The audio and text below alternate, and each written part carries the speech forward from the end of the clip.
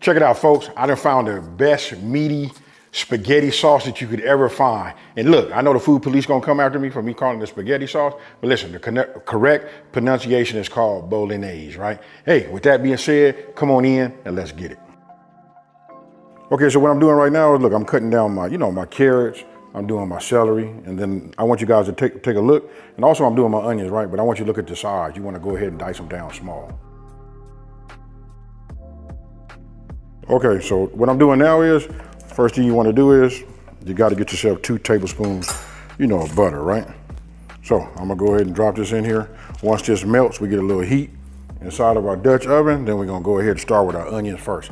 If you've been following me for a minute, I always like to put my onions in first, and then I follow with my celery, carrots, or bell peppers. All right, so look, now that I got my, look, I'm gonna go ahead and do it this way. Now that I have my butter melted, you just want to go ahead and put that in there. Again, I like to just give it a little bit of a head start, right? So just give it a 30 second, head start, and then we just go with that, right?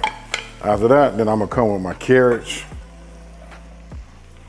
and then I'm gonna come with my celery, right? We always gonna do, our garlic blast. So now we sweat these down and get them to going. You just want your veggies to be coming on the soft side. By me having this square, wooden spoon, I just go like this. You can feel they're starting to get nice and soft. They're gonna continue to cook because we're gonna put some time in it once we do it, right? So look, I've already, loaded up my press. Now we finna add this. Oh yeah. I tell you folks, if y'all ain't got one of these already, you better get you one.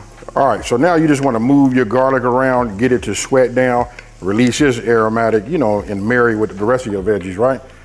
After you do that, which only takes like a couple of minutes. Notice I'm putting some pepper in here. Fresh cracked is the best. Then I'm gonna add, listen, 2, just pinches of kosher salt. Okay, so then you wanna remove your veggies, get yourself a bowl and just set them, off to the side, right? Now, we starting with our Dutch oven. We got a little bit of the residue, but check this out. We're getting ready to work with that bacon, folks. So then when your bacon is finished, I just put it right here on top because we're gonna add it back in later. Right? But you can look at this right here. Look at that. That's what you want. Notice the size that I cut it, but that's fine because we're gonna cook that. We're gonna put a little thyme under it, and that's gonna render down even more. So now look, I'm gonna give you guys a pro tip.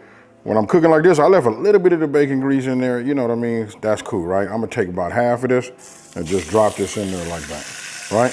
I'm gonna get my meat masher, and I'm gonna just start working this and putting it in there. If you overcrowd it, it'll be hard for you to get it brown, especially when we put the pork in there.